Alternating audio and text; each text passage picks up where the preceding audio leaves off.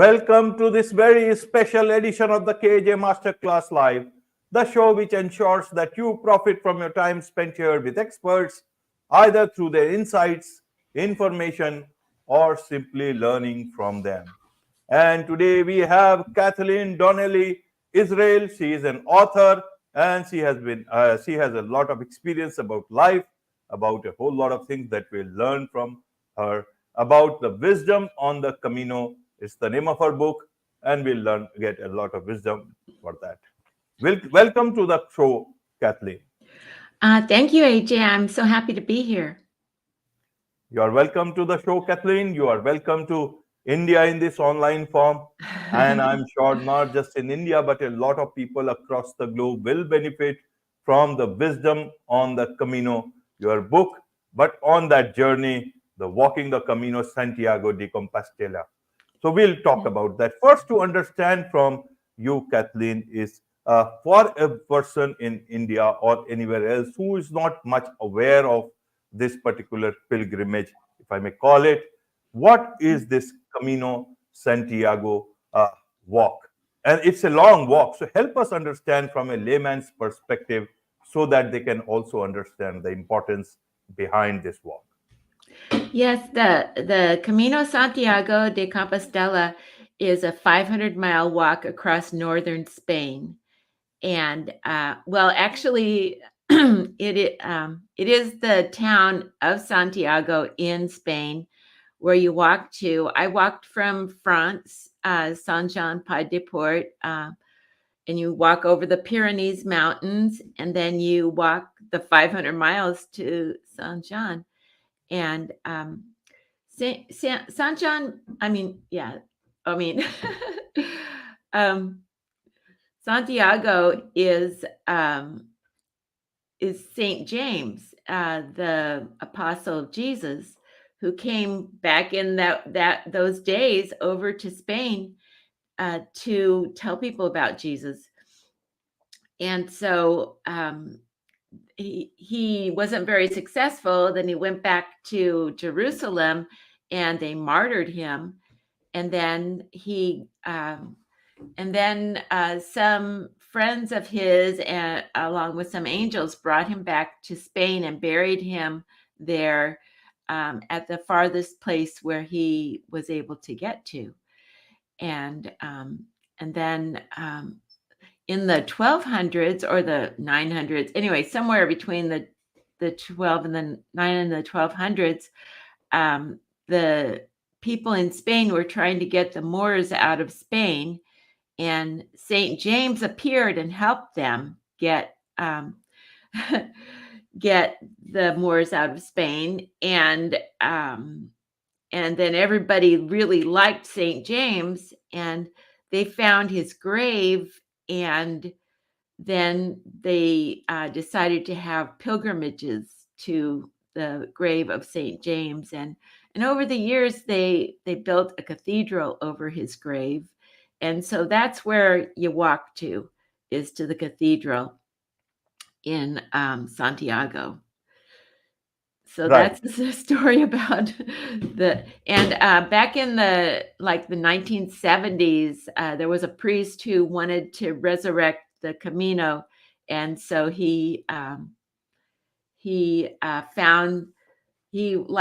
the Camino, where they walked in the 1200s, and found that it was mostly Roman roads, and they were still available, although they had built some freeways across the Roman roads since then. So sometimes you have to go under the freeway on an underpass.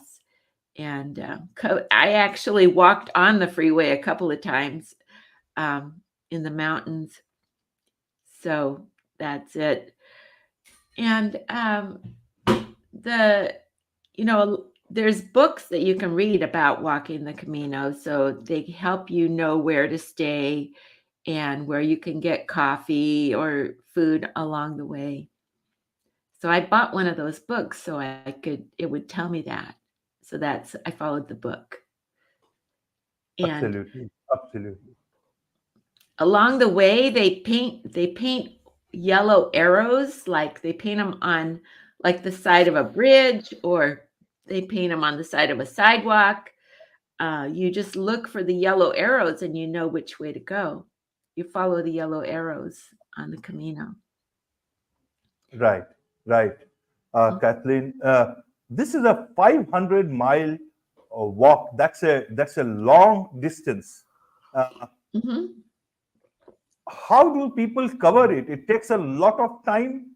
And why do people uh, walk this particular distance or cover this particular distance?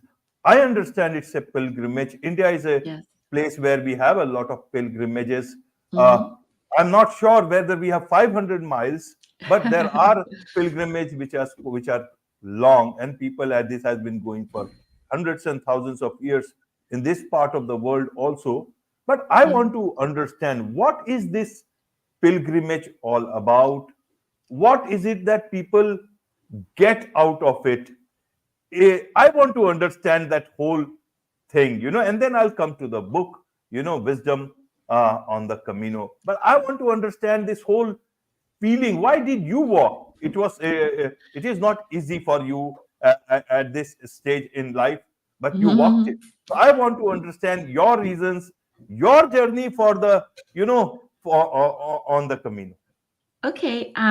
Well, my husband got Parkinson's disease, which is it's a disease that lasts a really long time, and so I had to stay home and take care of him. And while I was home, I studied online with many enlightened thought leaders how to heal from my childhood trauma. We had a troubled family when I was a child, and so I needed to do some healing. So I did that studying while my husband was sick. And then right about 2013, my girlfriend went on the Camino, and I she shared it on Facebook. So I saw that my friend Judy had gone on the Camino, and it looked like, even though she got blisters and bloody feet, and I recognized that she was doing something very special for herself. And at that time, I thought, okay, well, when Ron's done with his disease, I will walk the Camino Santiago like Judy did. And so that's what I did when Ron died in August of 2018. Then actually, my mother died in December of 2018. And so by January, I was done with all the paperwork I needed to do for my husband. And so I thought, oh, well, if I'm going to go walk the Camino, I better start studying how to do it. So I watched YouTubes about how to pack lightly and what to take. And, um, and then I read books about it, and I went to the library near my house. They had a talk about it, about how to, the things to bring with you that aren't heavy. Like, you can bring a t-shirt, but if you have um, a microfiber t-shirt, it's a lot lighter.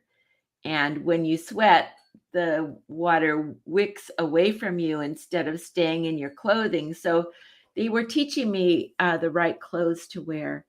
Um, so then I bought my airfare to Spain, or actually to France, and then yeah, that's what I did. I walked, and before I left for, while I was taking care of my husband, I used to go walking. I live in San Diego, California, and I was walking down at the bay with my friend, and we would walk 5 miles, and it didn't even make me sweat. I could do that very easily, walk 5 miles along the bay. And so I figured, well, I can walk 5 miles before lunch and 5 miles after lunch, and I can do this. And if you walk 10 miles, I mean, yeah, 10 miles a day, and you're walking 500 miles, that's 50 days.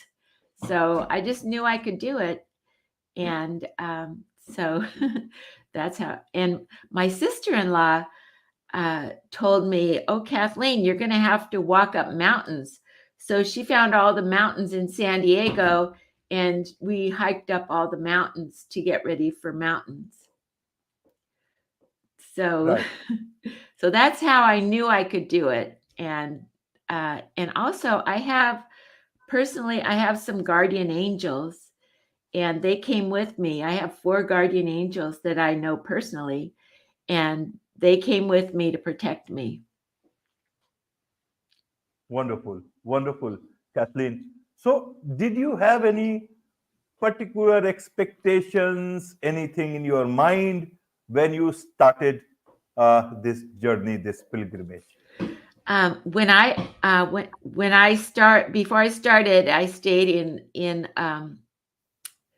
the Saint Jean Pied de Port, and uh, uh, the man who was taking care of the albergue, which is where I stayed. You stay in these houses called albergues along the way.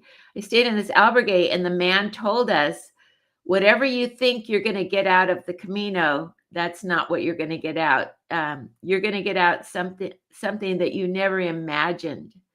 And so that's and so before I on the Camino, I went to a spiritualist church after my husband died, and they do a reading, like they connect with the spirits, and then they tell you something the spirits want them to tell you.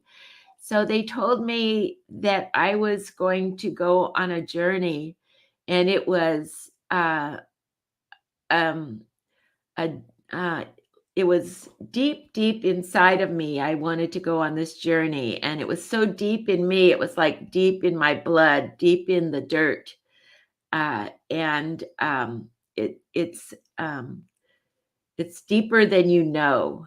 And then after she told me that, I told her I was going on the Camino, and she said, "Okay, so now I know what I was talking about." So it was like from my spirit that I wanted to go on this journey.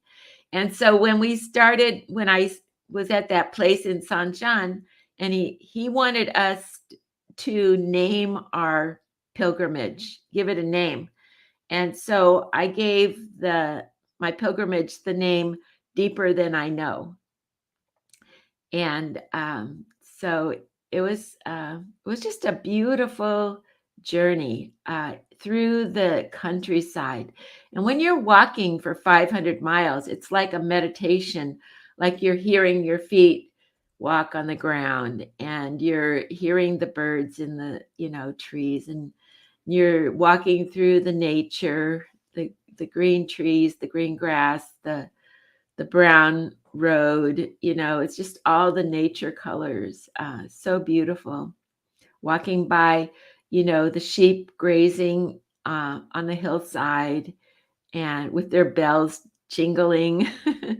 And it was just very beautiful for me to just be out there, because I had just spent like 18 years or 17 years taking care of my husband, being in the house. I would take him out we would go places, but I was never alone at that time. And so when I was walking, I was alone. And I walk slow because I'm old. And so very seldom people would walk with me. But every once in a while, somebody would be walking by me, and they would slow down and just walk next to me and talk to me.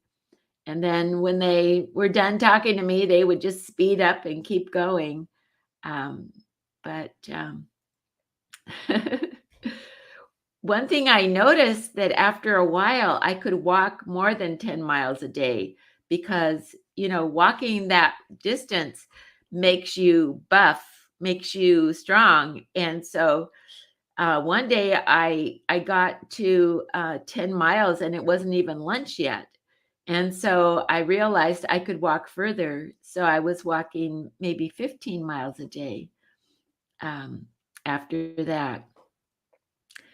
So, but anyway, it's a holy pilgrimage. I am Catholic, but only about a third of the people who go on the Camino are doing it for a spiritual journey. A lot of people go there just because they've heard of it, or maybe they just need to get away. It's not a spiritual, well, it always is a spiritual journey, whether people know it or not. But anyway, so it was a spiritual journey for me. Um, I like to do spiritual things. It was lovely in that way for me. And there's churches all along the way. And I thought I would just stop in every church, but most of the churches are locked. So every once in a while, you'll find one that's not locked, and they have people in there, doing things, and then they let you in. So I have a prayer that I say. It's called the Rosary. So when I would get into a church, I would say the Rosary. It takes about 15 to 20 minutes to say the Rosary, and then I'd continue on my way. Absolutely. Absolutely, Mhm. Kathleen. Mhm. While walking on this journey, on this pilgrimage, what is it that you learned? Is it about, you learned more about how beautiful the scenery was, how beautiful the countryside was? Was it much more learning on the spiritual side, or was it more learning about yourself? I want to understand your learnings, and through you, the learning that one gets in this, on this walk on the Camino. Well, one thing to remember is that I had, my husband had just died, and so and I had spent all that time caring for him. So I was still kind of in a daze. I was just like, um, um, quite just needing the world to wash over me and sort of cleanse me of my grief. And so that was a good thing, to be out in nature in that situation, and out with the beauty. Uh, and it was just so beautiful. And the people you meet too, the people I met, and I met people, and one of the things, the ways people get to be friends is you ask somebody, why did you come? And then they will tell you, and then they ask you why you came, and then all of a sudden you know each other, and you're like brothers and sisters, with everybody that you meet, and you care about each other too. I cared about the people that I met, and so one of the things that I learned is that I could take care of myself, because when I got married, I was 20 years old, and I went straight from my mother's house to my husband's house. And even though we raised 5 children, and I knew I could take care of everybody, I really never took care of myself. So it was a learning that I could take care of myself. I could go find food for myself. I could find a place to stay, um, you know, and um, and my angels protected me. So that was a good learning too, that I could be out in the world without needing my husband or my children with me. Also, I learned it was a wonderful thing, because all the learning that I did while I was taking care of my husband, and all the healing I did, I could share those stories with people along the way. And when they would tell me why they were there, maybe like one guy told me that he was there because um, he was living in a house with his brothers. He had 2 brothers, and the family lived there. And then his dad got a job in another town.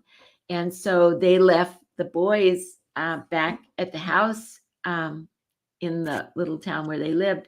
They left them to raise themselves. And his older brother, when he got old enough that he needed to leave the house, he just left. And it was fine, because there were the 2 of them left now. But now he had stayed there until his brother graduated from high school. And now it was his time he needed to leave the house and start his life. And his brother was angry with him for leaving him. So I was able to talk to him about the possibility. I led him through some possibility thinking about what could happen that wasn't sad for his brother. And we walked through it. I asked him, okay, so think about your happiest moments. And he said, well, my parents are there. We're all there together. And then I said, well, take your parents away. What's happy? And he said, well, the three of us were there. That was great. And then I said, well, take away your older brother. And he said, yeah, we were happy, the two of us. And then I said, well, now take yourself away. How could your brother be happy? And he said, well, I could take my brother over to the town where my parents are and leave him there. He's their responsibility. And so it helped him think of a different way to think of his problem. And that made me feel good that I was able to help him with that. Yeah, those kinds of things happen along the way. And we were just eating lunch together. So when you're on the Camino, there are a lot of people on the Camino. And so you'll go they have these places along the way. It's called a bar. I don't know, in the US, you think of a bar as mainly liquor, but over in Spain, a bar is just, coffee and lunch. You can get liquor there too. So that's where we all ate for lunch, So so that was lovely for me, that I got to help people. And many times I just told them about the things that I learned on the Camino. I mean, while I was studying while my husband was sick. Right, right, Kathleen. So, how many days did it take for you to reach finally Camino Santiago compasting? Well, I was there for 66 days. That's quite long, but I took Holy Week off. Holy Week, and so I stayed in a town during Holy Week, and then, like, when I was walking, at the end of the day, when I was done walking, I would go to the albergue and I would just flop down and take a nap. And on Sunday, that's when I go to church, is Sunday. And usually on Sunday, I would go in and I would flop down, and then I would wake up and I think, oh, I wanted to go to Mass. I want to go to church. And sometimes they would say, well, I'm sorry, Mass is over. You can't go. And so I thought, well, that's terrible. Here I am on a holy pilgrimage, and I'm not even going to Mass on Sunday. So I decided to spend every Sunday in a town. So I would find a big town, and walk to the big town, and I would spend Saturday night, so that in the morning I would wake up and go to church in the morning. So that took, a few, every week I was taking a day off. And so, and also I got sick a couple of times, or maybe 3 times I got sick, and I had to stay somewhere for a while. So anyway, it was 66 days that I was there, and I started in April, like April 5th, maybe 4th, I don't know, something like that. And I ended up on the 10th, June 10th, at Santiago. So that was very exciting, walking into Santiago.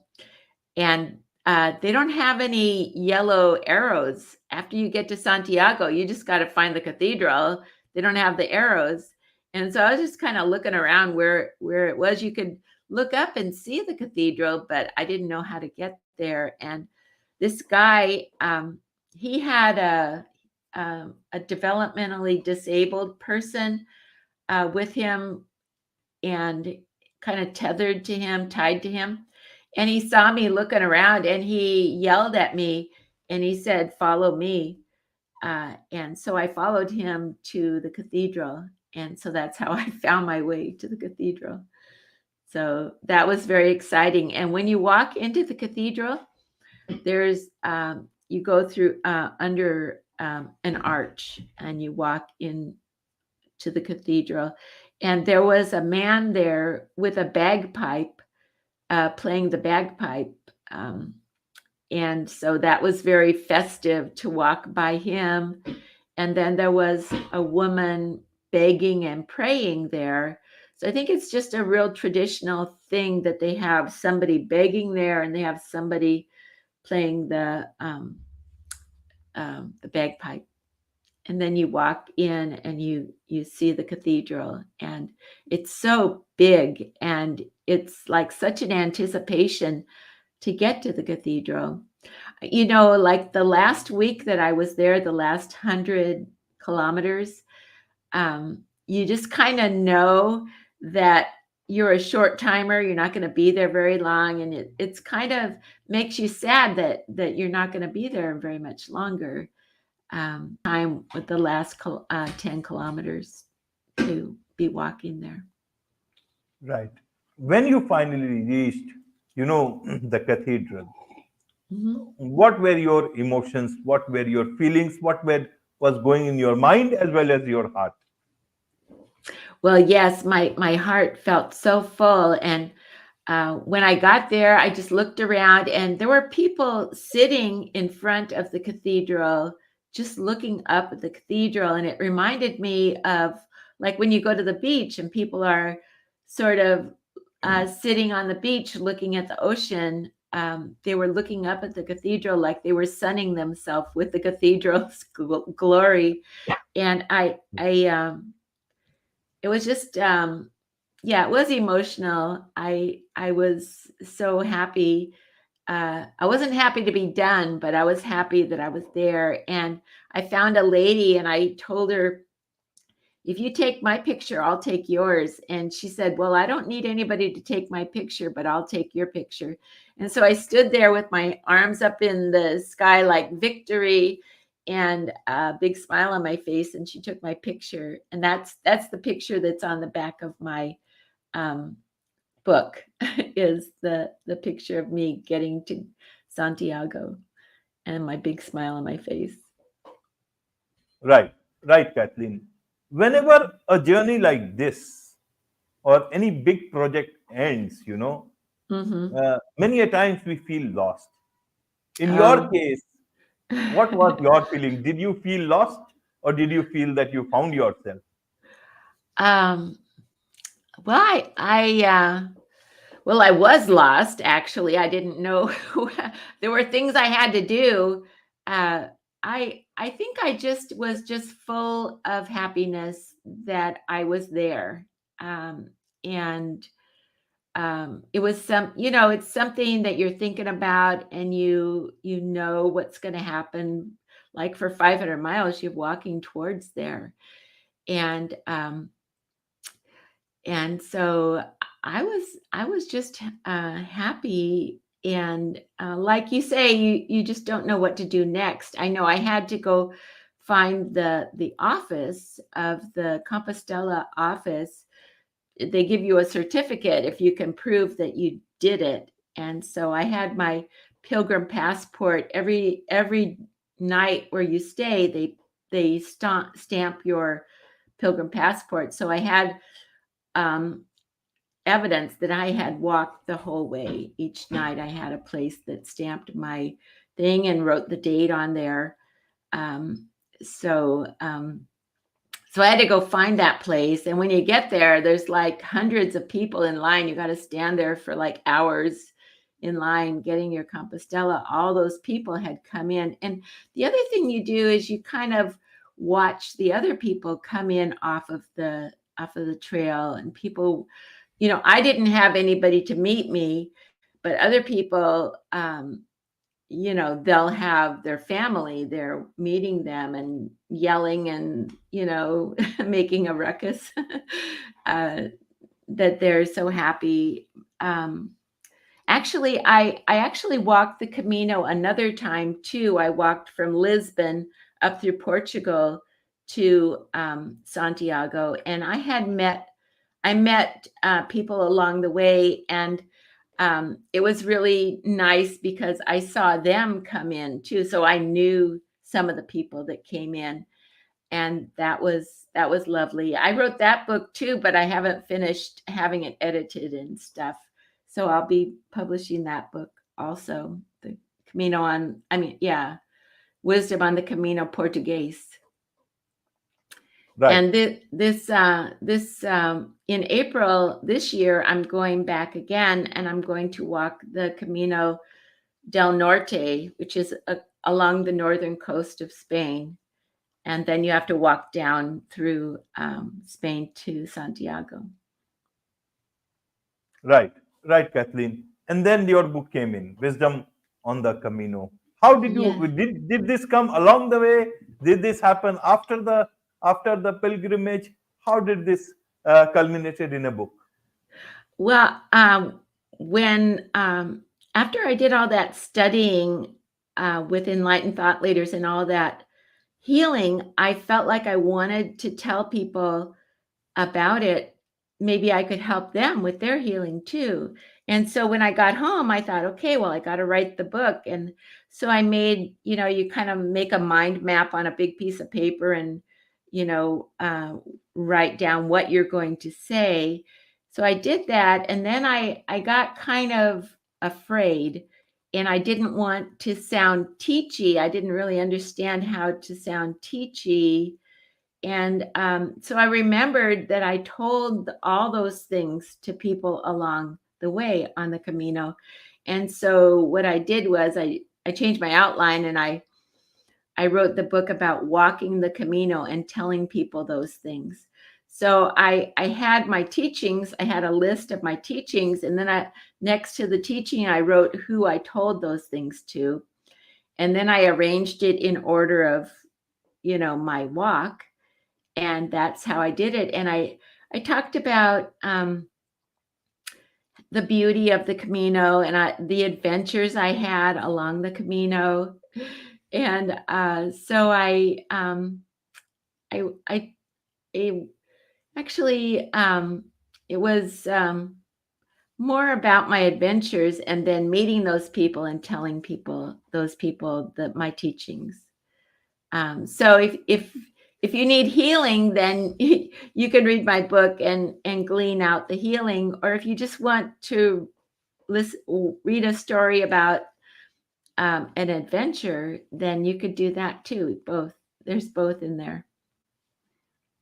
Absolutely. There is much to know about life, about healing, about Camino de Santiago de Compostela, about all those things. I want to understand from you, Kathleen, is you remember the man who told you when you began your journey that this journey will be not anything like different than what you had have in mind.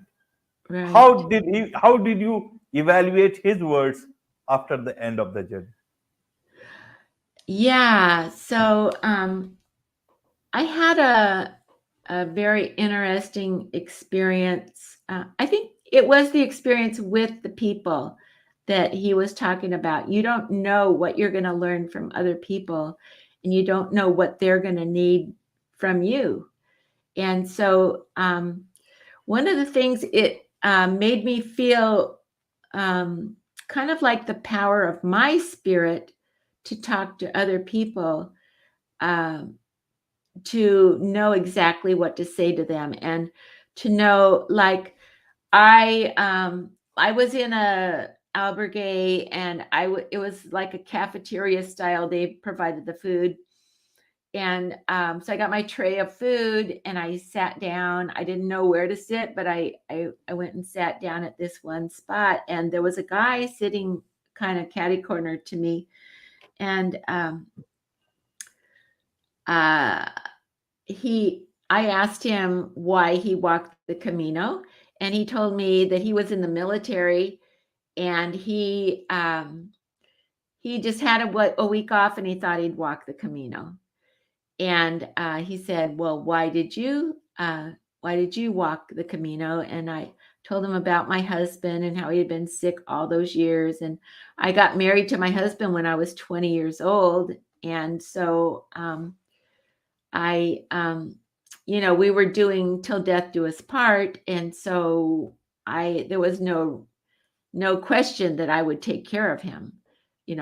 That's what I was doing. I wasn't, and so he was really impressed that I had been with my husband for so long and taken care of him. And then the lady next to him kind of nudged him with her elbow and said, tell her the rest. And so he told me that he had married this woman and they had a child. And then he realized he got married too young and he left her. And that's why he was on the Camino, to sort out his life. And so I told him about Ho'oponopono. Have you heard of Ho'oponopono? No. No. So Ho'oponopono is a Hawaiian healing technique. It's a Hawaiian healing technique for the family. And it's kind of a prayer or an incantation. And you can do it with the other person, or you can do it by yourself. You don't have to have them there. It still works. And what it does is it looses our binds with the people in our life that kind of make us crazy and ruin our life. And so I thought maybe he could loose his binds with his wife, and then they wouldn't be making each other crazy anymore. And so the way it goes is you say, I love you. And it's, I love you. I love God. God loves me. God loves the other person. The other person loves God. And if you can say it, you say, I love the other person. But if you can't, you don't have to say that. And then it's, I love you. I'm sorry. And it's not, I'm sorry I did anything, but I'm sorry the situation exists between us. So there's some discord here, and I'm sorry it's here. And then it's, please forgive me. And it's not forgive me that I did something, but it's forgive me for what's going on in me that caused me to attract this. So I have a brokenness inside of me, maybe from when I was a child and I heard something that hurt my feelings, and it went into my heart. And then when I hear something like that later, I hate that person because they hurt me so deeply, but the pain was already there, So please forgive me for what's going on in me that caused me to attract this from that person. And then thank you. And it's thank you for showing me this so I could heal. So this person hurt me deeply, but I'm thanking God or thanking them for showing me my pain. I wouldn't know about my pain if they hadn't touched my pain inside of me. So thank you for showing me this so I could heal. So now I can heal from that because I see it. I didn't see it before, but now I see it. And then it's the I love you the same way I love God. God loves me. God loves the other person. The person loves God. And then maybe by that time you can say, I love them and they love me. So it's a very special prayer. It's quite mystical. It looses our binds with that other person, that the bind that they have with us that hurts us so deeply. And I thought maybe if he said that with his wife or about his wife, you don't even have to do it with the other person, that maybe she wouldn't hurt him so deeply, find his pain inside of him that he already had, And also I told him, if you divorce this woman and she finds someone else to love her, that person is going to love your child as much as you do. And he said, that's very true. And so anyway, I wrote down the Ho'oponopono for him on a piece of paper and I gave it to him. And that lady next to him took a picture of it so she could have it too. And so I just felt really good that I was able to help him like that. And the next morning I saw him and we were all putting our boots on. On the Camino, they have you leave your boots at the door. So, because everybody's got these muddy boots on, dirty anyway. And so we were putting our shoes on together, and I wanted to tell him something else about the Ho'oponopono. And he said, no, you've told me enough. You changed my life. I don't need any more. Thank you. And that made me feel really good that I was able. So my angels actually sent me over to sit next to him so I could tell him those things. So it made me have faith in my spirit and my angels, that I could get to the right place at the right time and I could help other people. Absolutely. There is much to learn about life, and your book will be a lot of learning for a lot of people.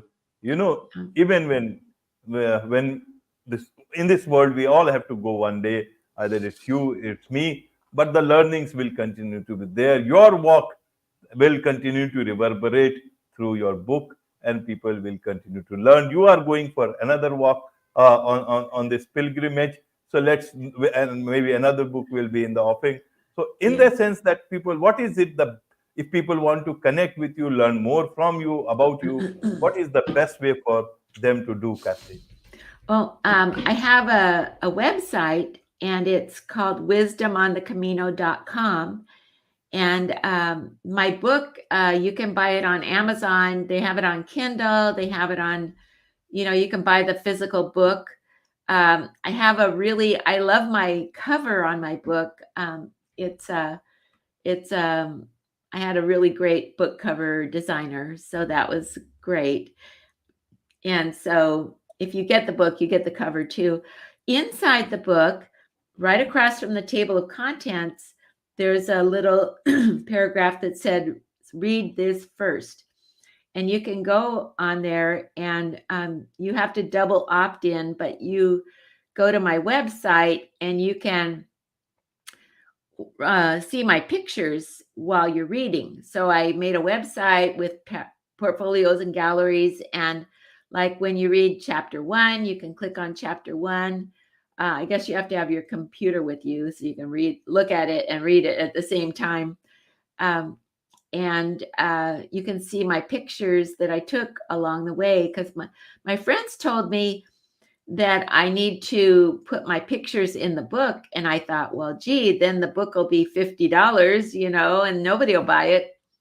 So that's why I made the website, so you can go there and you double opt in. They give you the password, then you can go in and see the pictures.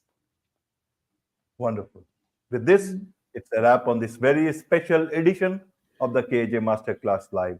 Thank you so much indeed for joining us. Thank you, dear.